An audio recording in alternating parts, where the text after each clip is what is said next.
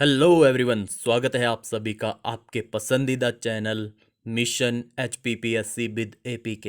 I hope आप सब बहुत अच्छे होंगे। तो बिना टाइम वेस्ट किए कंटिन्यू करते हैं हमारा आज का वीडियो। आज हम कवर करेंगे हिमाचल प्रदेश फॉरेस्ट गार्ड 2019 का प्रश्न पत्र भाग 1। ये जो प्रश्न पत्र है ये दो भागों में आएगा। तो आज हम कवर करेंगे भाग 1। इसमें हम जो एग्ज़ाम का पैटर्न किस तरह का रहता है उसके बारे में आपको जानकारी मिलेगी, और ये इतना डिटेल्ड क्वेश्चन सॉल्यूशन होगा इस क्वेश्चन पेपर का कि इसमें हर एक ऑप्शन जो है इन डिटेल एक्सप्लेन किया हुआ है। इससे ना आपको 2019 के जो प्रश्न पत्र है उसके राइट आंसर्स पता लगेंगे, बल्कि इसके अलावा भी आपको अतिरिक्त ज्ञान जो है बहुत सा जानने को मिलेगा। तो बिना टाइम वेस्ट किए कंटिन्यू करते हैं हमारे आज के वीडियो को और चलते हैं पहले प्रश्न की ओर। तो पहला प्रश्न क्या कहता है कि which of the following is the same as sitar, guitar and tanpura. यहाँ नीचे हमारे पास चार ऑप्शन दिए गए हैं। ये कहते हैं कि इन चार ऑप्शन में से सितार, गिटार और तानपुरा की तरह कौन है। आपको दिक्कत ना हो उसके लिए हमने यहाँ पर इनके चित्र भी लगाए हुए हैं। जो पहला ऑप्शन है हारमोनियम, वो कुछ इस तरह का दिखाई देता है, ट्रम्पेट इस तरह का दिखाई देता है और मृदंगा इस तरह का दिखाई देता है। राइट, ये रहा हारमोनियम, ट्रम्पेट, मृदंगा और ये वायलिन। अगर आप प्रश्न को ध्यान से देखें तो सितार, गिटार और तानपुरा इन तीनों में ही स्ट्रिंग्स होती हैं, जो तारें होती हैं। तो यहाँ पर वायलिन हमारा क्या है, वायलिन क्या है, इसमें क्या होती हैं, स्ट्रिंग्स होती हैं। तो इसका राइट आंसर क्या हो जाएगा, वायलिन। ठीक है, तो ये इसका राइट आंसर है। चलते हैं अगले प्रश्न की ओर। Lucknow is situated on river. इस तरह के बहुत से प्रश्न अक्सर जो है क्लास 3 पोस्ट के लिए में पूछे जाते हैं। ठीक है, तो प्रश्न क्या है कि लखनऊ जो है कौन सी नदी के किनारे बसा है। ठीक है, तो यहां पर हमारे पास ऑप्शन है गंगा, यमुना, गोमती या टॉन्स। ठीक है, तो प्रथम अगर हम पहले गंगा की तरफ आए तो गंगा के जो अगल बगल में जो शहर, प्रमुख शहर बसे हुए हैं वो कौन से हैं, हरिद्वार, कानपुर और पटना। यमुना के पास में कौन है, आगरा और दिल्ली। इस तरह के बहुत से प्रश्न आते हैं, तो आप याद कर लें कि यमुना के बगल में कौन है, या फिर जो दिल्ली है वो कौन सी नदी के किनारे स्थित है, या जो हमारा हरिद्वार है वो कौन सी नदी के किनारे स्थित है। राइट, और नेक्स्ट है गोमती। गोमती जो है, गोमती के किनारे है लखनऊ और जौनपुर। तो यहाँ पे लखनऊ कौन सी नदी के किनारे है, ये है गोमती नदी के किनारे। आई थिंक यहाँ पे टॉन्स होना था, टॉन्स। तो टोंस जो है ये पब्बर गिरी, टोंस, आंध्रा, ये जो है यमुना नदी की क्या है, सहायक नदियां हैं। ठीक है, तो अगर हम पहले ऑप्शन गंगा को अगर हम ध्यान से देखें तो गंगा के बारे में हम बेसिक जो जानकारियां हैं वो कलेक्ट करते हैं। गंगा आपको पता है कि उत्तराखंड में जो है उसका उद्गम होता है, कहाँ से, गोमुख हिमनद से। यहाँ से भी बहुत से प्रश्न अक्सर पूछे जाते हैं कि कौन सी नदी का उद्गम स्थल कहाँ पर है और वो कौन से ग्लेशियर से निकलती है। राइट, तो ये गंगा नदी कौन से ग्लेशियर से, कौन से हिमनद से निकलती है, गोमुख हिमनद से। और गंगा का जो नाम है वो पहले मतलब उत्तर जब वो स्टार्ट होती है तो उस टाइम उसका नाम गंगा नहीं है, उसे भागीरथी कहते हैं। कब तक, जब तक उसमें अलकनंदा नदी नहीं मिल जाती, अर्थात गंगा का निर्माण भागीरथी और गंगा अलकनंदा नदी के मिलने से गंगा बनती है। ठीक है, तो जब तक भागीरथी और हमारी जो अलकनंदा है वो नहीं मिलती, उससे पहले वो क्या है, 5 प्रयागों का निर्माण करती है। और ये 5 प्रयागों पर बहुत बार प्रश्न पूछे जाते हैं, वो कौन कौन से प्रयाग है। ठीक है, तो जो अलकनंदा है, अलकनंदा कौन से ग्लेशियर से निकलती है, ये निकलती है सतोपंथ ग्लेशियर से। अच्छा, मैं एक मैप बनाने की यहाँ पर ड्रॉ करने की कोशिश करता हूँ। राइट, तो सपोज यहाँ से ये आई हमारी भागीरथी, अब यहाँ से हमारी कंटिन्यू होती है, ये अलकनंदा आ गई, ये निकली कहाँ से, सतोपंथ। सतोपंथ यहाँ पे ग्लेशियर है, ये आ गई अलकनंदा नदी। और ये भागीरथी जो इसे गंगा कहते हैं, ये कौन से ग्लेशियर से निकली, ये निकली यहाँ पर है गोमुख ग्लेशियर। ये अलकनंदा है, अलकनंदा में यहाँ से आई धौली गंगा। ठीक है। धौली गंगा कौन से ग्लेशियर से निकली? ये निकली माना ग्लेशियर से। तो जब अलकनंदा और धौली गंगा जहाँ पर मिलती है वो बन गया हमारा पहला प्रयाग, उसे कहते हैं विष्णु प्रयाग, ठीक है। अब यहाँ से ये कंटिन्यू दोनों नदियाँ साथ में आगे चली। उसके बाद यहाँ से आती है हमारी नंदाकिनी। नंदाकिनी कौन से ग्लेशियर से निकलती है? ये निकलती है त्रिशूल ग्लेशियर से, ठीक है। नंदाकिनी और अलकनंदा जहाँ पर मिलती है यहाँ पर बनता है हमारा दूसरा प्रयाग और इसे कहते हैं नंद प्रयाग। नंदाकिनी नदी और अलकनंदा से बनता है नंद प्रयाग। उसके बाद जब ये नदी आगे चलती है तो यहाँ से एक और नदी आती है, इसे मैं हटा के यहाँ ले जाता हूँ। यहाँ से एक और नदी आती है, ये अलकनंदा में मिल जाती है, इसका नाम है पिंडारी, पिंडारी नदी। और पिंडारी नदी कौन से ग्लेशियर से निकलती है? ये पिंडारी ग्लेशियर से ही निकलती है। जब पिंडारी और अलकनंदा मिलती है वहाँ पर हमारा तीसरा प्रयाग बनता है, उसे कहते हैं कर्ण प्रयाग, ठीक है। फिर उसके बाद ये नदी कंटिन्यू आगे चली जाती है, लेकिन उससे पहले यहाँ से होके हमारी कौन सी नदी आती है? ये आती है मंदाकिनी नदी। ये आ गई हमारी मंदाकिनी नदी। ये कौन से ग्लेशियर से निकलती है? ये निकलती है चारोबार ग्लेशियर से। और जहाँ पर ये मिलती है अलकनंदा के साथ उसे कहते हैं रुद्रप्रयाग। और ये इस प्रकार से हमारे 4 प्रयाग बन गए। और जहाँ पर भागीरथी और अलकनंदा मिलती है उसे कहते हैं देवप्रयाग। और भागीरथी नदी पर ही हमारा टिहरी बांध बना हुआ है, इसके बारे में आप सभी जानते होंगे। और यहाँ जैसे है हमारा केदारनाथ धाम। तो ये 4 प्रयाग थे। इन ग्लेशियरों के नाम और इन नदियों के नाम आप याद रख लीजिए। कई बार ये प्रश्न पूछे जाते हैं कि फलाना ग्लेशियर कहाँ पर स्थित है, राइट। तो ये हो गया हमारा गंगा नदी। और इसके जो 5 प्रयाग हैं वो कौन कौन से हैं, उसकी कौन कौन सी सहायक नदियों के मिलने से वो बनते हैं। अगर गंगा नदी की बात की जाए तो ये 2525 किलोमीटर के लगभग जो है अपना जो है ये लंबी है। और इसके जो लेफ्ट बैंक पे मतलब इसके बाएं और जो स्थान है वो कौन कौन से हैं, जो जो नदियां इसमें मिलती हैं लेफ्ट बैंक पे वो कौन कौन सी है? प्रमुख रामगंगा, गोमती, घाघरा, गंडक, कोसी, महानंदा। यहाँ से बहुत बार प्रश्न पूछा जाता है कि फलानी नदी कौन से लेफ्ट बैंक की है या राइट बैंक की है। तो लेफ्ट बैंक की कौन कौन सी है गंगा की? रामगंगा, गोमती, घाघरा, गंडक, कोसी और महानंदा। डायरेक्ट क्वेश्चन भी पूछ लेते हैं कि गंडक कौन सी नदी की सहायक नदी है, राइट।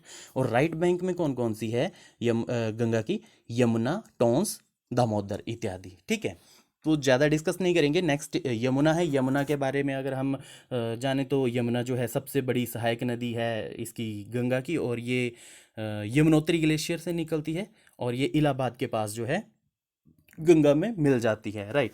तो अगर हम आगे चलें, name the captain of Indian kabaddi team from Himachal Pradesh. Himachal Pradesh से कौन इंडियन कबड्डी टीम के कैप्टन हैं जिन्हें जो पद्मश्री से नवाजा गया है? चरणजीत सिंह, अजय ठाकुर जी, सुरेंद्र नड्डा, अजय राणा। तो हम इन सभी के बारे में जान लेते हैं।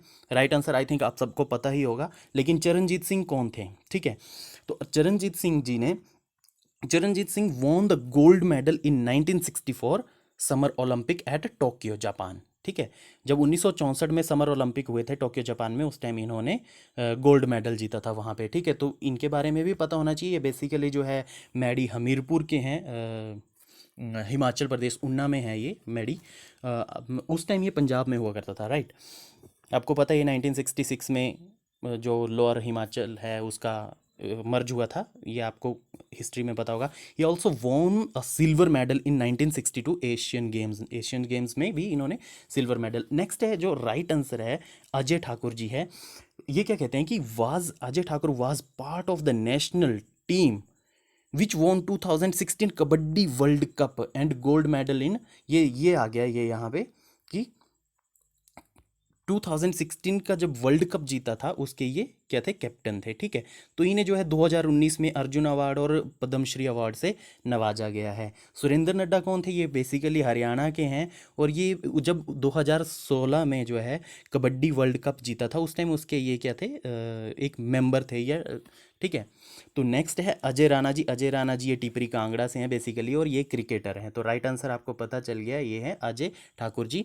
कब इन्हें 2016 में कबड्डी वर्ल्ड कप जीता था, उस टाइम ये कैप्टन थे, और इन्हें 2019 में पद्मश्री और अर्जुन अवार्ड से नवाजा गया है। नेक्स्ट है प्राइम मिनिस्टर्स उज्ज्वला योजना इज रिलेटेड टू, ये भी आपको अब सब जानते ही होंगे आई थिंक।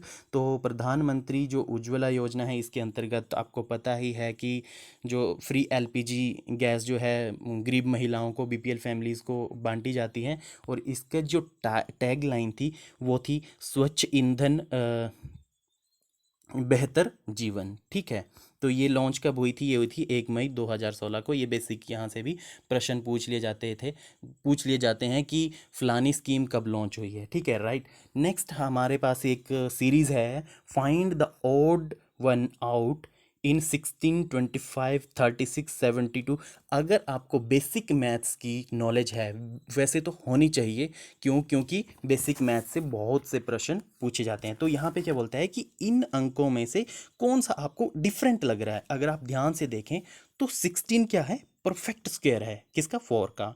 5 का परफेक्ट स्क्वायर 25। इसी तरह से 36, 144, 196, 225, ये क्या है? परफेक्ट स्क्वायर है। ठीक है, परफेक्ट स्क्वायर है। 4 चौके 16, 5 5 25, 6 6 36, इस तरह से। ठीक है, लेकिन जो 72 है ये परफेक्ट स्क्वायर नहीं है, इसलिए इसका राइट आंसर क्या हो गया? 72। नेक्स्ट हमारे पास प्रश्न है, a man is 24 year older than his son. In 2 year his age will be twice the age of his son. ये क्या कहता है कि एक आदमी जो है अपने पुत्र से 24 साल बड़ा है। 2 साल के बाद क्या होगा? 2 साल के बाद his age will be twice the age of his son. 2 साल के बाद उसके पुत्र की जितनी आयु होगी उससे उसकी आयु दुगनी हो जाएगी। तो उसके पुत्र की जो है, जो प्रेजेंट आयु है, वर्तमान में आयु है, वो कितनी है? तो अगर हम यहाँ पर जैसे दिया गया है, अगर हम पुत्र की आयु x मान लें, प्रेजेंट एज, तो अब हम एक एक लाइन पकड़ते हैं। अ man is 24 year old older than his सन। तो उसके सन की एज कितनी है? x ईयर्स हमने मान ली। अब उसके फादर की प्रेजेंट एज कितनी होगी? x plus 24। राइट। अब नेक्स्ट लाइन पे अगर हम चले कि 2 साल के बाद, तो 2 साल के बाद उसके पुत्र की आयु कितनी हो जाएगी? x plus 2। और उसके फादर की कितनी हो जाएगी? प्रेजेंट है x प्लस 24, तो 2 साल के बाद कितनी हो जाएगी? x plus 24 plus 2। राइट, यहां तक आपको समझ आया? नेक्स्ट उसकी, ये क्या बोलता है? उसके 2 साल के बाद क्या हो जाएगी? डबल हो जाएगी, दुगनी हो जाएगी। तो 2 साल के बाद पिता की आयु है x प्लस 24 प्लस 2, और इसकी कितनी हो जाएगी? दुगनी हो जाएगी पुत्र की आयु से। तो पुत्र की आयु कितनी है? 2 × x+2। जब हम इस इक्वेशन को सॉल्व करेंगे तो हमारे पास x की वैल्यू, मतलब जो पुत्र की आयु है, वो ज्ञात हो जाएगी। ठीक है, आई होप आपको समझ आ गया होगा। अगला प्रश्न है, Indra Kila national park is located in, sorry यहाँ पे ऑप्शन ए बी सी करके नहीं है, तो हम यहाँ पे सपोज कर लेते हैं। सपोज यहाँ पर है लाहौल स्पीति है या कांगड़ा है। ए पे हम लाहौल स्पीति रख लेते हैं, बी पे कांगड़ा रख लेते हैं, या मंडी रख लेते हैं, कुछ भी रख लेते हैं। राइट, ठीक है। तो ये क्या बोलता है कि इंद्र किला जो नेशनल पार्क है वो कहाँ पर स्थित है? तो सबसे पहले ये नेशनल पार्क क्या होते हैं? तो नेशनल पार्क ऐसे संरक्षित क्षेत्र होते हैं जहां पर वन्य प्राणियों की उन्नति के लिए उस क्षेत्र को संरक्षित किया जाता है। वहां उस क्षेत्र के कानून अलग होते हैं। ठीक है, तो उसे राष्ट्रीय उद्यान जब उसे घोषित किया जाता है, ठीक है, उसके यहाँ पे कानून अलग होते हैं। तो बेसिकली मैं आपको बता दूं कि हिमाचल प्रदेश में जो है कुल 5 नेशनल पार्क हैं। उसमें से 3 तो हमारे कुल्लू में ही हैं। कुल्लू में कौन कौन से हैं? GHNP अर्थात great Himalayan national park, Indra Kila और खीरगंगा। ये याद रख लीजिए, कितने हैं हिमाचल प्रदेश में नेशनल पार्क, राष्ट्रीय उद्यान? 5 है, और उसमें से 3 है कुल्लू में, ग्रेट हिमालयन नेशनल पार्क एक, इंद्र किला, खीरगंगा, और एक है हमारा पिन वैली, ये स्पीति में, लाहौल स्पीति में है। ठीक है, और एक है हमारा सिंबलबाड़ा, ये है सिरमौर में। अगर हम इनके बारे में थोड़ी थोड़ी अगर जानकारी प्राप्त करें तो GHNP जो है ये 1984 में स्थापित किया गया था। इसका जो क्षेत्रफल है अगर इसका क्षेत्रफल हम कई बुक्स में इसका 1171 स्क्वायर किलोमीटर दिया हुआ है, लेकिन जो हिमाचल प्रदेश फॉरेस्ट की जो साइट है, फॉरेस्ट डिपार्टमेंट की जो साइट है, उसमें 905 स्क्वायर किलोमीटर दिया गया है इसका। तो आई थिंक हमें प्रेफर जो फॉरेस्ट डिपार्टमेंट की साइट है उसी को प्रेफर करना चाहिए, राइट। तो क्या है कि जीएचएनपी को एस्टेब्लिश किया गया था 1984 में। इसका क्षेत्रफल है 1905 स्क्वायर किलोमीटर। और आपको जान के खुशी होगी कि इसे जो जीएचएनपी है, इसे जून 2014 में जो है वर्ल्ड हेरिटेज, जो यूनेस्को की है वर्ल्ड हेरिटेज साइट है, उसमें जो है इसे ऐड किया गया है। तो जीएचएनपी इसे वर्ल्ड हेरिटेज साइट यूनेस्को में क्या किया गया, ऐड किया गया। नेक्स्ट है हमारे पास पिन वैली, सॉरी पहले ये कवर कर लेते हैं कुल्लू वाले, जीएचएनपी हो गया। नेक्स्ट है इंदर किला। इंदर किला 2010 में एस्टेब्लिश किया गया, ये कुल्लू में है और इसका जो क्षेत्रफल है वो 99 स्क्वायर किलोमीटर है। ये मैं जो आपको क्षेत्रफल बता रहा हूँ ये एचपी फॉरेस्ट डिपार्टमेंट की साइड से जो ऑथेंटिक है वो बता रहा हूँ, कई बुक्स में या नेट में अलग अलग हो सकता है, राइट। नेक्स्ट है खीर गंगा। तो खीर गंगा भी 2010 में एस्टेब्लिश किया गया और ये भी कुल्लू में है। ये इसका जो क्षेत्रफल है ये 705 स्क्वायर किलोमीटर है। नेक्स्ट अगर हम पिन वैली की बात करें जो लाहौल स्पीति में है, तो ये 1958 में एस्टेब्लिश किया गया है और इसका क्षेत्रफल है 675 स्क्वायर किलोमीटर। कई बार यहाँ से प्रश्न आ जाते हैं कि कौन सा अभ्यारण्य या कौन सा राष्ट्रीय उद्यान कब स्थापित किया गया है, इसका क्षेत्रफल कितना है या कौन सी डिस्ट्रिक्ट में है, राइट। तो यहाँ से भी आप इसको प्रिपेयर कर लें। नेक्स्ट है हमारे पास सिंबलबाड़ा जो कि सिरमौर में है, ये भी 1958 में एस्टेब्लिश किया गया है। तो इसका क्षेत्रफल है 27.88 स्क्वायर किलोमीटर और इसे जो है कर्नल शेर जंग नेशनल पार्क के नाम से भी जाना जाता है। तो जो खीर गंगा और इंदर किला है ये 2010 में एस्टेब्लिश किए गए हैं, पिन वैली और सिमलवाड़ा 1958 में और जीएचएनपी 1984 में। जो next question, which of the following river flows in J and के फ्रॉम हिमाचल प्रदेश। इन्होंने ऑप्शन दिया है और कहते हैं कि ऐसी कौन सी नदी है जो हिमाचल प्रदेश में बहने के बाद जम्मू कश्मीर में बहती है। तो इसके बारे में भी आपको जानकारी होना बहुत ज़्यादा ज़रूरी है। बेसिक ज्योग्राफी हिमाचल प्रदेश की, यहाँ से बहुत से प्रश्न अक्सर पूछे जाते हैं। इन्होंने ऑप्शन दिए हैं झेलम, ब्यास, सतलुज और चिनाब। आई होप आपको पता इसका आंसर पता होगा। तो राइट आंसर है इसका झेलम, क्योंकि झेलम जो है ये हिमाचल प्रदेश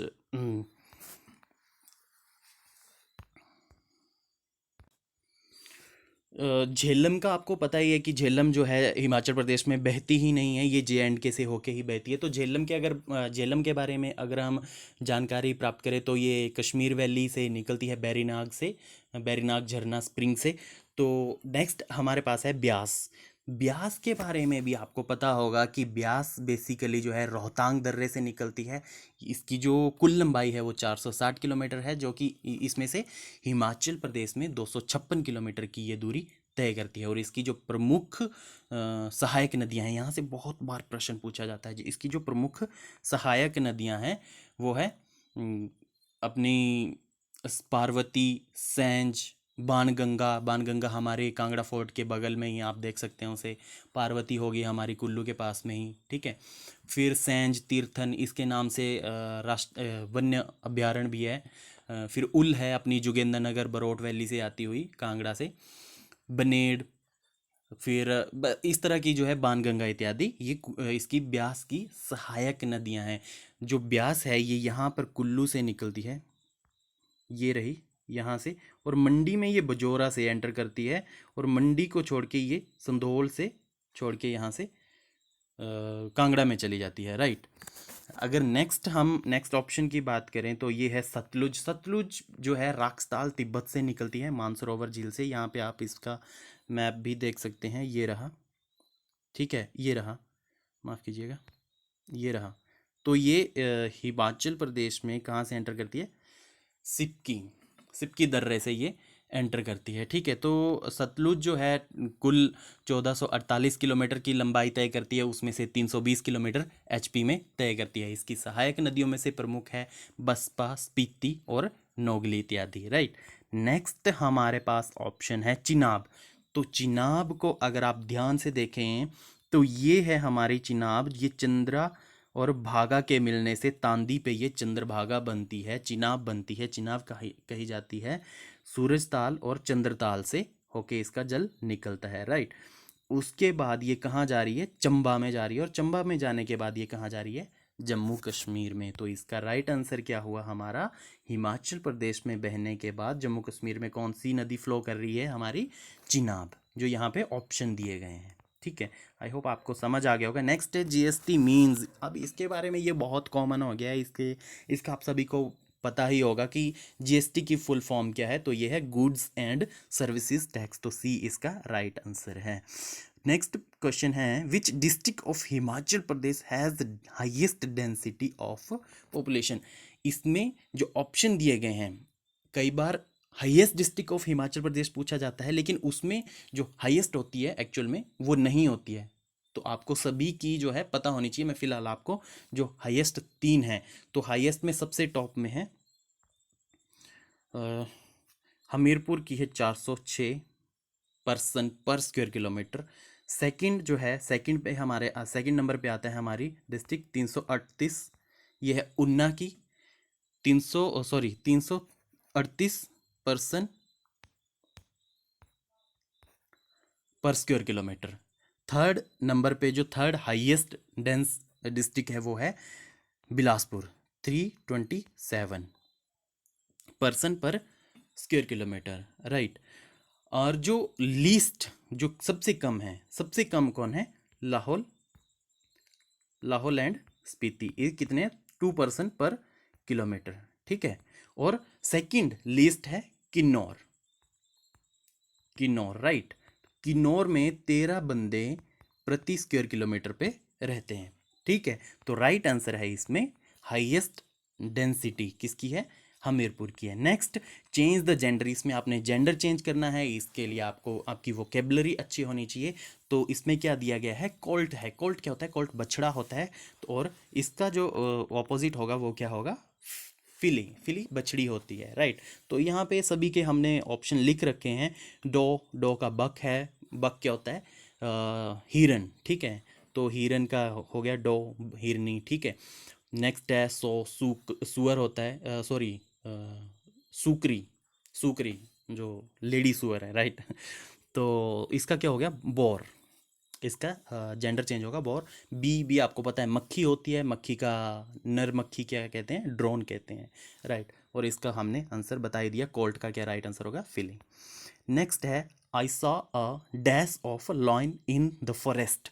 इसमें ये इन्होंने ऑप्शन दिए गए हैं, ग्रुप यूज़ होगा, हर्ड यूज़ होगा, प्राइड, फ्लॉक। तो ये कुछ ग्रामेटिकल रूल्स हैं, ये आपको ये रिमेंबर करने पड़ेंगे, याद करने पड़ेंगे कि कौन से वर्ड किस ग्रुप के लिए, किस झुंड के लिए कौन सा शब्द इस्तेमाल किया जाता है। तो यहाँ पे जो फर्स्ट है ग्रुप, तो ग्रुप यूज़ किया जाता है पीपल्स के लिए, मनुष्यों के लिए। जो मनुष्यों का जो झुंड होगा उसके लिए हम ग्रुप यूज़ करेंगे। नेक्स्ट है हर्ड। हर्ड कहाँ यूज़ होता है? Herd is use to represent a group of animal. जो पशुओं का जो ग्रुप होता है उसे रिप्रेजेंट करने के लिए हम हर्ड बोलेंगे। जैसे एंटीलोप हो गया, बफेलोज हो गया, राइट। तो अगर आप यहाँ पे बोलें कि अगर पशुओं के ग्रुप के लिए हर्ड यूज़ होता है तो इट मीन्स इसका राइट आंसर हर्ड होगा। लेकिन मैं आपको बता दूं, हर्ड जो है, जो लाइन है, लाइन के लिए हर्ड यूज़ नहीं होता। लाइन के लिए यूज़ होता है प्राइड, ट्रुप। जो लॉइन्स का जो झुंड होगा उसे ट्रुप कह सकते हैं हम, प्राइड कह सकते हैं, ठीक है। तो नेक्स्ट हमारे पास है फ्लॉक। फ्लॉक आपको पता ही है, जो पक्षी होते हैं उनके झुंड को हम क्या कहते हैं? फ्लॉक कहते हैं, राइट। नेक्स्ट, तो राइट इसका आंसर क्या आंसर हो गया इसका? C is right answer, pride. I saw a pride of lion in the forest, right. Next question है हमारे पास, replace than in sentence, in the sentence. Sentence क्या है? He did nothing else than weep. अब हमारे पास option दिए गए हैं, इसमें से जो राइट आंसर है वो देन है। देन क्यों है? मैं आपको बताता हूँ देन क्यों है। जो THAN देन है, ये यूज़ होता है, इसका अक्सर is used when you are talking about comparison. जब जहाँ पर कंपैरिजन करना हो वहाँ पे THAN का यूज़ किया जाता है। जैसे आपने कई बार सुना होगा smaller than, smoother than, smaller than this, smoother than this, ठीक है, राइट। लेकिन जो दिन होता है, THEN होता है, इसका यूज़ कहाँ होता है? जब हम जो है टाइम के बारे में बात कर रहे होते हैं, लाइक इवन देन, मतलब उस समय, ठीक है। तो इसकी राइट डेफिनेशन क्या है? Then is used when you are talking about something relating to time, जो समय से संबंधित होता है, ठीक है। तो यहाँ पर he did nothing else than weep, उसने रोने के सिवाय और कोई काम नहीं किया, राइट। तो यहाँ पर समय के बारे में बात हो रही है, कंपैरिजन नहीं यहाँ पे हो रहा है। तो THEN, then B answer is right. Which of the following sentence is correct? The cattles are grazing. अब यहाँ पे मैं आपको पहले एक्सप्लेनेशन दे दूँ। जो कैटल है, इसके साथ एस लगाने की ज़रूरत नहीं है। Cattle refers to a collection of cows. Cattle already collection को ही बता रहा है, तो एस लगाने की यहाँ पे ज़रूरत नहीं है। तो ये क्या हो गया? गलत हो गया, right. The kettles is grazing. अब यहाँ पे प्लूरल है तो इज तो यूज होगा नहीं, राइट। तो द कैटल, नेक्स्ट है द कैटल आर ग्रेजिंग, तो सी इज राइट आंसर, ठीक है। तो नेक्स्ट चलते हैं। Which of the following narration is correct? I say I am working hard. देखो, नरेशन के बहुत सारे रूल्स हैं, इसको हम एक सिंगल सेंटेंस में अगर हम एक्सप्लेन करना चाहें तो वो आपको समझ नहीं आएगा। अगर आप चाहते हैं कि हम नरेशन पे या किसी और पर्टिकुलर टॉपिक पे जो हम एक पूरा वीडियो बनाएं, आपको समझाएं, तो आप कमेंट बॉक्स में जो है आप लिख सकते हैं, हम उस पर वीडियो बनाने की पूरी कोशिश करेंगे। तो इसका राइट आंसर होगा he says that he is working hard, right. इसके कुछ रूल्स हैं, ये आपको पढ़ने पड़ेंगे, ग्रामेटिकल, ठीक है। The adjective of play is, ये जो आपको इंग्लिश की या हिंदी की जो पार्ट्स ऑफ स्पीच हैं, 8 पार्ट्स ऑफ स्पीच हैं, noun, pronoun, verb, adverb, adjective and all, ठीक है। ये आप इसकी डेफिनेशंस एटलीस्ट आपको पता होनी चाहिए, ठीक है। तो प्लेइंग, प्लेड, प्ले, ये क्या है? क्रिया है, वर्ब है ये। तो यहाँ पर क्या है? ये बोल रहे हैं एडजेक्टिव, ठीक है। एडजेक्टिव मीन्स विशेषण, विशेषता बतानी है हमने। तो ये प्लेफुल, क्या प्लेफुल को हिंदी में क्या कहते हैं? चंचल। तो ये क्या है? चंचल, किसी की विशेषता है चंचल, ठीक है। तो right answer is B. Find the correct spelled word.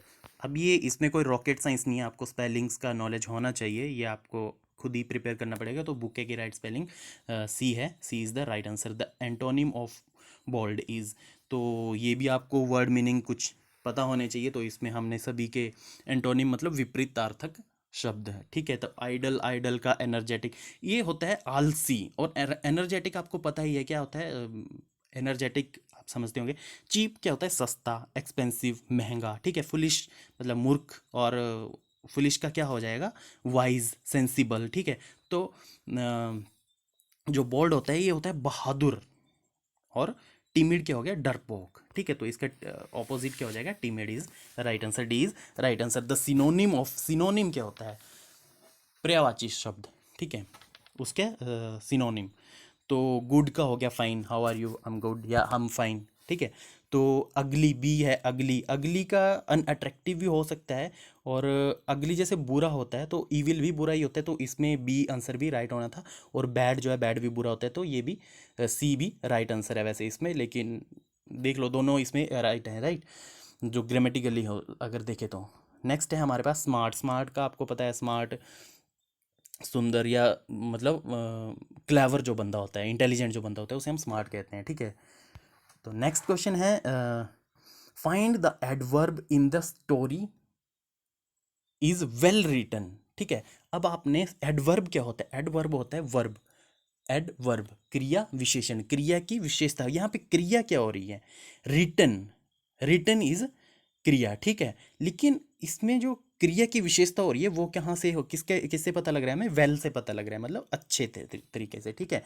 Adverb modify verbs, adjectives and sometimes other adverbs in a sentence. तो अब ये क्या बोल रहे हैं? इन दिस सेंटेंस, इस सेंटेंस में क्या है? The verb written is modified by the adverb well. It shows the, देखो ये आ गया, it shows the manner in which something is written, मतलब कुछ किस तरह से लिखा गया है वो उसके मैनर को दिखा रहा है, तो ये उसकी विशेषता बता रहा है। तो इस तरह से इन सब चीज़ों का आपको नॉलेज होना चाहिए, बेसिक बेसिक, ठीक है। नेक्स्ट है हमारे पास वृक्ष के पत्ते गिरते हैं में कौन सा कारक है। अब ये कारक जो है ना हिंदी ग्रामर के, ये बड़े मज़ेदार है। मुझे याद है जब हम स्कूल टाइम या कॉलेज टाइम में पढ़ते थे तो हमने कारक याद करने के लिए इसकी एक कविता जैसी बना ली थी, चलते फिरते हम इसको बोलते रहते थे। जैसे कर्ता ने कर्म को कर्ण से के द्वारा संप्रदान के लिए, ठीक है, इस तरह से। तो ये आपको याद करने पड़ेंगे, कुछ नहीं है, 8 कारक है मात्र। जब आप इसको रट लेंगे आपको ऐसे ही याद हो जाएंगे। कर्ता ने कर्म को करण से के द्वारा संप्रदान को के लिए हेतु निर्माण निर्मित वास्ते, ठीक है। अपादान से क्या कौन सा, अलगाव अलग होने वाला। संबंध का के की रा रे री नाने नी। अधिकरण में भीतर पर ऊपर। संबोधन, संबोधन आपको पता ही है कैसे करते हैं, हे हो अरे ए रे, ठीक है। तो इसमें क्या है, वृक्ष के पत्ते गिरते हैं, इसमें कौन सा कारक है, तो इसमें कारक है अपादान, मतलब ये बताया मैंने, से अलगाव अलग होने वाला, ठीक है।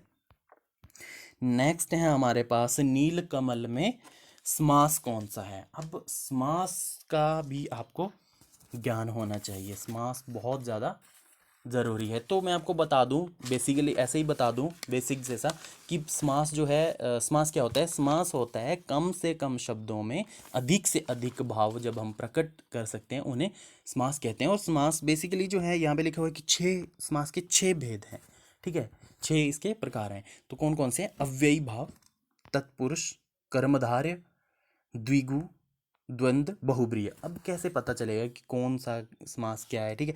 तो छोटी सी डेफिनेशन मैं आपको बताता हूँ। डेफिनेशन क्या है, अव्ययी भाव, अव्ययी भाव में जो है पहला पद प्रधान होता है। जो तत्पुरुष होता है इसमें दूसरा पद प्रधान होता है।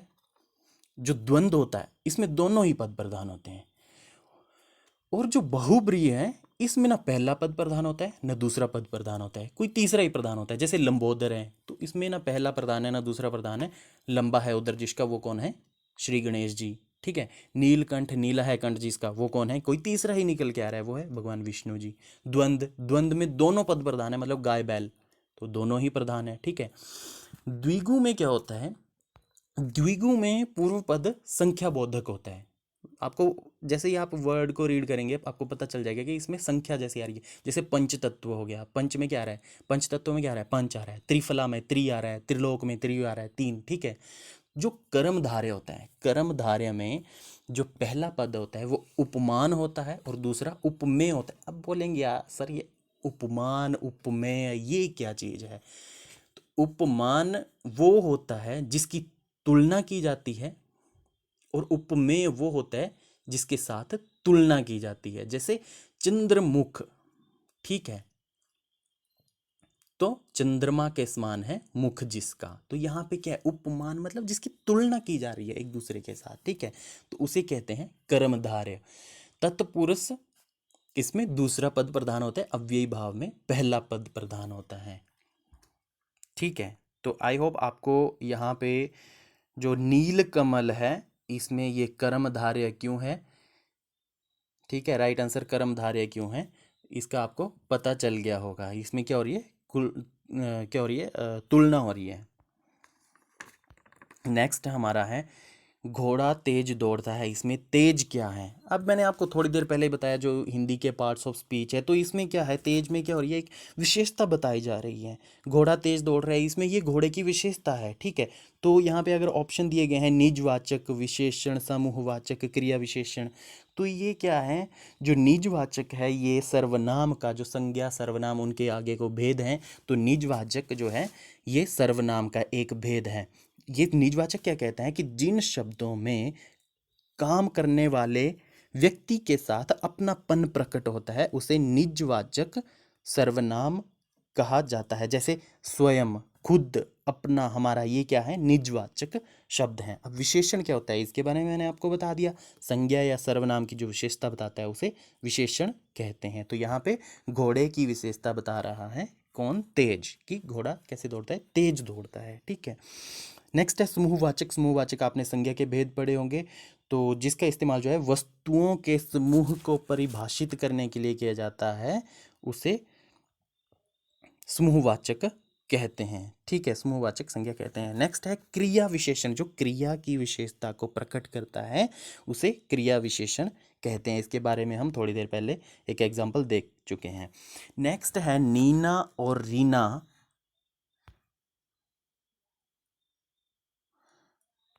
ये इसका जो ऑप्शन है डी सही है, क्योंकि इसमें जो क्रिया है, दौड़ना क्या है, दौड़ना है क्रिया, माफ करना मैंने पहले गलत बता दिया। क्रिया क्या है, दौड़ना क्या है, दौड़ना एक क्रिया है, और जो किस तरह से दौड़ रहा है उसकी विशेषता जब बताई जा रही है तो क्रिया विशेषण हुआ, ये क्रिया की विशेषता बताई जा रही है तेज वर्ड में, ठीक है। तो माफ करना, D is right answer, I am sorry. Next question है नीना और रीना साथ साथ गई में अव्यय छांटिए। अब ये अव्यय क्या चीज होती है, अव्यय पता क्या चीज होती है, अव्यय वो शब्द होते हैं अगर हम सेंटेंस में किसी का लिंग चेंज कर दे, वचन चेंज कर दे, पुरुष कारक कुछ भी चेंज कर दे, लेकिन वो वैसे के वैसे ही रहेंगे। सपोज यहाँ पे नीना और रीना है, अगर यहाँ पे अर्जुन और अमित कर देंगे तब भी और ही लगेगा बीच में, इसमें कोई परिवर्तन नहीं आएगा। तो इसमें इसका राइट आंसर ये होगा, ए होगा, राइट। जो कभी ना मरे के लिए शब्द लिखें। अब ये वन वर्ड सब्स्टिट्यूशन ये आपको याद करने पड़ेंगे, हिंदी में भी इंग्लिश में भी। तो जो कभी ना मरे उसे कहते हैं अमर, ठीक है। तो बी इज़ राइट आंसर। रचना की दृष्टि से वाक्य के भेद हैं, रचना की दृष्टि से वाक्य के 3 भेद हैं, सरल, संयुक्त और मिश्र। तो B is right answer. Hindi भाषा के कितने रूप है, हिंदी भाषा के 2 ही रूप है, हम इसे मौखिक या लिखित रूप से बता सकते हैं, प्रकट कर सकते हैं। अलंकार शब्द का कौन सा सही पर्यायवाची है। तो अलंकार मैं आपको बताऊं, जैसे मैंने बड़ी अच्छी डेफिनेशन एक बार पढ़ी थी इसकी कॉलेज टाइम में, कि जैसे मनुष्य को सजाने का कार्य जो है श्रृंगार अपने आभूषण करते हैं, उसी प्रकार जो छंद होते हैं उन्हें सजाने का कार्य, उनमें सजावट देने का कार्य कौन करते हैं, अलंकार करते हैं। तो इसमें राइट आंसर होगा आभूषण, सी इज राइट आंसर। तो अब मैं आपको एग्जांपल देता हूँ, एक बड़ा प्यारा सा एग्जांपल है, मैंने शायद कॉलेज टाइम में पढ़ा था ये।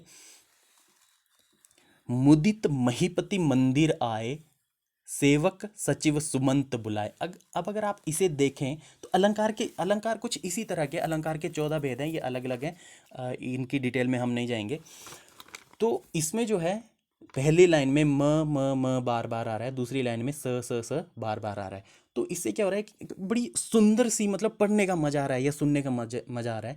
मुदित महीपति मंदिर आए, सेवक सचिव सुमंत बुला। तो ये क्या है, एक श्रृंगार कर रहा है, आभूषणों से सुसज्जित कर रहे हैं ये हमारे छंदों को, ठीक है। तो इस प्रकार सी इज राइट आंसर। नेक्स्ट है 29, संधि के अंतर्गत पनघट शब्द के सही रूप। अब मैं आपको बताऊं कि जो संधियां हैं, संधि के भी रूल हैं। तो संधि के बेसिकली 3 भेद हैं, ठीक है, स्वर संधि, व्यंजन संधि, विसर्ग संधि। तो इसके आगे भी स्वर संधि के भी आगे को भेद है, व्यंजन संधि के, इसके रूल्स हैं कुछ, ठीक है। तो इसकी डिटेल में मैं नहीं जाऊंगा, अगर आपको लगता है कि इसके बारे में आप डिटेल में जानना चाहते हैं तो आप कमेंट बॉक्स में बता दें, मैं इस पे वीडियो बना दूंगा एक, ठीक है। तो इसमें जो पनघट है इसका सही संधि विच्छेद क्या होगा, पानी घाट, ठीक है। तो इसी इज राइट आंसर। नृत्य शब्द है तत्सम, तत्भव, देशज, विदेशज। अब ये तत्सम, तत्भव, देशज, विदेशज, ये क्या बीमारी है। तो मैं आपको बताऊं, जो तत्सम वर्ड होते हैं, तत्सम मतलब जो संस्कृत, जो भाषा है हमारी, जो संस्कृत है, जो शब्द संस्कृत से वैसे के वैसे ही उठा लिए गए हैं हिंदी में, उन शब्दों को हम तत्सम कहते हैं। नृत्य संस्कृत का वर्ड है, इसे हम हिंदी में भी इस्तेमाल करते हैं, तो ये तत्सम हुआ। तत्भव, तत्भव मतलब संस्कृत से उसको थोड़ा सा मॉडिफाई हमने किया और हिंदी में हमने यूज़ कर लिया, जैसे अग्नि को बना दिया हमने आग, ठीक है। देशज, देशज मतलब जो वर्ड जैसे ही अब हमारा भारत है, भारत में जो बहुत सी बोलियां बोली जाती हैं, भाषाएं हैं हमारी, तो अलग अलग भाषा का, जैसे कुछ वर्ड हमने गुजराती के उठा लिए, कुछ कन्नड़ के उठा लिए, जो हम हिंदी लैंग्वेज में यूज़ करते हैं कॉमन, ठीक है। तो उन्हें, उन शब्दों को हम क्या कहते हैं, देशज। और विदेशी, जो विदेशों से आए हुए शब्द हैं उन्हें विदेशी शब्द कहते हैं। नेक्स्ट हमारे पास यहाँ पे एक प्रॉब्लम आई है मैथमेटिक की, ये है the length of longest rod which can fit in a cubical vessel of side. अब क्यूबिकल वेसल की जो बर्तन है उसकी साइड है 10 सेंटीमीटर, तो उसमें जो सबसे लंबी रोड जो है वो कितनी लंबी फिट हो सकती है। तो इसके लिए सिंपल फार्मूला है, लेंथ ऑफ क्यूबिकल वेसल का जो डायगोनल है उसको फाइंड करने का जो फॉर्मूला है वो है A√3। अब ए के हमारे पास 10 और √3। एक बेसिक फॉर्मूले आपको याद करने पड़ेंगे। अगर मैं आपको इसको इन डिटेल समझाने लगूँ तो वो भी हो जाएगा। ये हमारा क्यूब है। अब ये क्या बोल रहा है कि इस कॉर्नर से लेके इस कॉर्नर तक जो है सबसे लंबी रोड कितनी आ सकती है। ठीक है, तो अगर हम इसको ध्यान से देखें तो ये हमारा जो पाइथागोरस परिमेय का यहाँ पे फॉर्मूला लग रहा है, ये और ये। ठीक है, तो मैं इतना डिटेल में नहीं जाऊंगा। आई होप आप इसके फॉर्मूले याद कर लेंगे, या आप अगर आपको चाहते हैं कि इस क्वेश्चन को मैं डिटेल में बताऊं तो मैं बता दूंगा बाद में। ठीक है, नेक्स्ट हमारे पास अगर आप इसको वैल्यू पुट करेंगे तो 10√3 answer, D is right answer. Next है if diagonal of a square is 4√2 centimetre then its area is. ठीक है, हमारे पास एक स्क्वायर है, उसका जो डायगोनल है ये क्या बोलता है कि ये जो है इसकी लंबाई है हमारे पास 402 सेंटीमीटर। तो हमें अगर इसका पूरे का क्षेत्रफल हमें ज्ञात करना है तो हम कैसे ज्ञात करेंगे। ठीक है, तो अब हम सबसे पहले क्या करेंगे, हमें पता है area of square. Area of square क्या है, ए स्क्वायर। ठीक है, तो यहाँ पर हम फार्मूला लगाएंगे area of square is equal to D square upon 2। Right, तो एरिया ऑफ स्क्वायर का फार्मूला क्या है, ए स्क्वायर। जब हम इसको सॉल्व करेंगे तो हमारे पास आंसर अपने आप आ जाएगा। राइट, डायगोनल क्या हमारे पास क्या है 4√2। अगर मैं इसको सॉल्व करने लगूँ तो आप इसको सॉल्व जब करेंगे तो इसके अपने आप ही इसमें आपने कुछ नहीं करना, माफ़ कीजिएगा, A square is equal to D square upon 2। ठीक है, तो इसमें क्या करना है, आपने डी की वैल्यू पुट कर देनी है। ठीक है, ए स्क्वायर इज इक्वल टू 4√2 इसका जो है स्क्वायर अपॉन 2। ठीक है, जब आपको इस इक्वेशन को सॉल्व करेंगे तो आपके पास 16 सेंटीमीटर स्क्वायर आंसर अपने आप आ जाएगा। नेक्स्ट है हमारे पास the LCM and HCF of the two number is 180 and 6 respectively. ठीक है, तो एलसीएम क्या है 180 एंड एचसीएफ क्या है 6 respectively. If one of the number is 30 find other. तो आपको ये आपको पहले से पता होगा कि x multiply Y is equal to LCM multiply HCF. I think 10th के मैथ में है ये।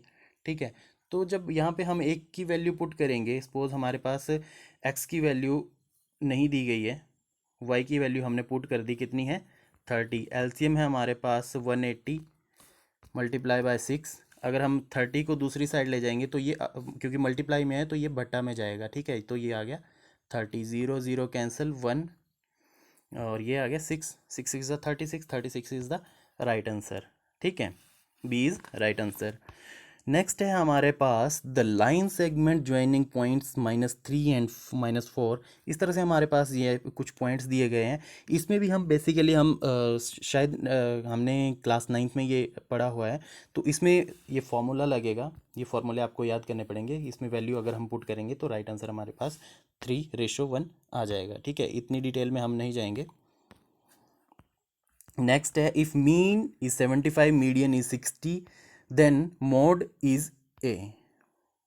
Mod is what. ठीक है, तो हमने मीन मीडियन और मीडियन और मॉड के फॉर्मूले हमने शायद 9th में या +1 +2 में शायद इकोनॉमिक्स में पढ़े हों, लेकिन इसके फॉर्मूला बहुत सिंपल है। 3 मीडियन इज इक्वल टू, यहाँ पे फॉर्मूला लिखा हुआ है 3 median is equal to mode plus 2 mean. तो अगर हम इसमें वैल्यू पुट करेंगे, 3 मीडियन की वैल्यू है हमारे पास 60। ठीक है, इज इक्वल टू मॉड हमारे पास नहीं है, हमने फाइंड आउट करना है 2, मीन की वैल्यू 75। अब हम वैल्यू पुट करेंगे, सॉल्व करेंगे तो mode is equal to 30 answer अपने आप आ जाएगा। राइट, इसमें कुछ रॉकेट साइंस नहीं है। फॉर्मूले लगाओ, वैल्यू पुट करो। फॉर्मूले आपको बेसिक फॉर्मूले याद करने पड़ेंगे। नेक्स्ट हमारे पास क्वेश्चन है कि if the parameter of a circle is equal to that of a square then the ratio of their area is. अब इसको मैं थोड़ा सा एक्सप्लेन करना चाहूँगा। सर्कल, इसमें भी आपको फॉर्मूले तो बेसिक तो याद करने ही पड़ेंगे। ये हमारे पास सर्कल है और ये है हमारे पास स्क्वायर है, ठीक है। ये क्या बोल रहा है कि जो सर्कल का पैरामीटर है और जो स्क्वायर का पैरामीटर है ये क्या है, बराबर है। तो हम इनको क्या कर लेते हैं, लिख लेते हैं, ठीक है। तो हमें सर्कल का पैरामीटर हमें पता है क्या है, 2πr, और स्क्वायर का पैरामीटर क्या है, 4a। तो यहाँ से हम a की वैल्यू फाइंड आउट कर सकते हैं। अगर 4 हम दूसरी साइड ले जाएं तो 2πr/4 is equal to a, 1, और यहाँ पे आ गया 2। मतलब a की वैल्यू क्या आ गई हमारे पास, a इज इक्वल टू क्या था, πr/2, ठीक है। तो ये हमारी पहली लाइन क्या आ गई, हमने सॉल्व कर दी। अब इसके बाद क्या बोल रहा है, then the area, then the ratio of their area. अब ये क्या बोल रहा है कि इनके जो एरिया है उसके रेशो क्या होगी। तो जो सर्कल का एरिया है उसका क्या फॉर्मूला है, πr², जो स्क्वायर का एरिया है उसका क्या फॉर्मूला है, a², ठीक है। अगर हम वैल्यू पुट करें πr², a की वैल्यू क्या थी हमारे पास, πr/2, वैल्यू हमने पुट कर दी। अब हम इसको अलग अलग करके लिखेंगे। ऊपर क्या आ गया, πr, नीचे क्या आ गया, पाई, ब्रैकेट हमने ओपन कर दिया, ठीक है। π²r², नीचे क्या था, 2, 2 का बन गया 4, राइट। यही था या कुछ और तो नहीं था। अगर हम इसे सॉल्व करेंगे तो एक पाई कैंसिल हो गया, यहाँ पे स्क्वायर है, ठीक है। r² से r² कैंसिल हो गया, तो हमारे पास क्या बचा, पाई अपॉन, सॉरी ऊपर तो कुछ नहीं बचा, ऊपर 1/π/4, ठीक है। अब इसे हम सॉल्व करेंगे तो 4/π, जब हम इसे सॉल्व करेंगे तो ये अपने आप यहाँ पे ये है, हाँ ये सही था, 4/π, पाई की वैल्यू अगर हम पुट करेंगे तो 4/22/7। अब इसे ऊपर ले जाएंगे, 7 ऊपर चला गया यहाँ से, ठीक है। तो यहाँ पे आ गया 2, यहाँ पे आ गया 11, 7 2 ज़ा 14/11, तो ये आ गया हमारे पास 14/11। ये क्या आ गया हमारे पास, इसका राइट आंसर आ गया, और राइट आंसर है हमारा बी, 14/11, ठीक है। नेक्स्ट है हमारे पास सॉल्व 4 - 4 × 5 + 5, तो 5, हाँ ठीक है। तो यहाँ पर हम BODMAS फॉर्मूला लगाएंगे, ठीक है। Bracket open, division, multiply, addition, subtraction. तो यहाँ पर 4 - 4 × 4 + 5, तो यहाँ पे ब्रैकेट तो हमारे पास है नहीं ओपन करने के लिए, ठीक है। डिवीज़न भी कुछ करने के लिए है नहीं। सबसे पहले आता है हमारा मल्टीप्लाई, तो हमें ये मल्टीप्लाई करने पड़ेंगे पहले, ठीक है। ये तो ये क्या हो गया, 4 - 20 + 5। उसके बाद हमने मल्टीप्लाई कर दिया, उसके बाद चलेंगे हम ऐड करने में। ऐड का चिन्ह यहाँ पे है तो ये ऐड होंगे, तो ये 4 - 15, और जब हम, अब उसके बाद क्या हो गया, सब्सट्रैक्शन, तो ये इससे हम ये माइनस कर देंगे तो क्या आ जाएगा, -11। तो -11 is right answer, C is right answer. यहाँ पे गलत दिया है। According to Pythagoras theorem, Pythagoras theorem क्या कहती है हमारी, a² + b² is equal to c²। तो a की वैल्यू हमारे पास 12² है, प्लस b की वैल्यू नहीं है तो रहने दो, 13² है। तो अगर हम यहाँ इन्हें सॉल्व करें तो ये आ गया हमारे पास 13² 169, 12² -144, और ये आ गया। जब इन्हें माइनस करेंगे तो b² की वैल्यू हमारे पास 5² अपने आप आ जाएगी। यहाँ पे हमारे पास रूट्स ऑफ क्वाड्रिक इक्वेशन है, 2x² - x + 1/8 r। इस तरह के क्वेश्चन हमने क्लास 8th में किए थे सॉल्व, तो इसे मैं थोड़ा सा फर्स्ट स्टेप मैं आपको बता देता हूँ, आगे ये सॉल्व करके अपने आप आ जाएगा। ये हमारे पास है 1/8, 8 से हम इसे भी मल्टीप्लाई करेंगे, इसे मल्टीप्लाई करेंगे तो ये हो गया 16x² - 8x + 1 is equal to 0। तो ये इक्वेशन बन गई। अब हम इसके फैक्टर फाइंड आउट करेंगे, जिसे अगर हम प्लस करें तो ये आए, और मल्टीप्लाई करें तो जो इन दोनों का मल्टीप्लाई आएगा 16x² आए, ठीक है। तो 4 4 ये आ गया हमारे पास, -4 - 4 एक्स, ठीक है। अगर इन्हें मल्टीप्लाई करेंगे तो 16x स्क्वायर आएगा, प्लस करेंगे तो -8x आएगा। इसके ये फैक्टर आ जाएंगे तो ये x की वैल्यू हमारे पास 1/8 सॉल्व करके आ जाएगी, ठीक है। तो B is right answer. Next है हमारे पास 1 - 10 स्क्वायर 45 अपॉन 1 + 10 स्क्वायर 45।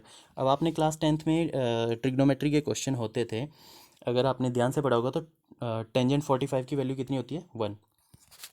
तो 1 - 1 square is always equal to 1, ठीक है। तो नीचे भी वैसे ही 1 + 1, ठीक है। 1 - 1 आ गया 0, 1 + 1 आ गया 2। जीरो को किसी भी वैल्यू से अगर हम डिवाइड करेंगे तो जीरो ही आएगा, तो इसका राइट आंसर कौन सा है, सी इज़ राइट आंसर। तो ये था हमारी फॉरेस्ट गार्ड 2019 क्वेश्चन पेपर का जो पार्ट 1 है। आई होप आपको पसंद आया होगा। पार्ट 2 बहुत जल्द हम अपलोड कर देंगे। अगर आपको वीडियो अच्छा लगा, नॉलेजेबल लगा, तो वीडियो को लाइक, शेयर और सब्सक्राइब करना ना भूलें। Thanks for watching this video.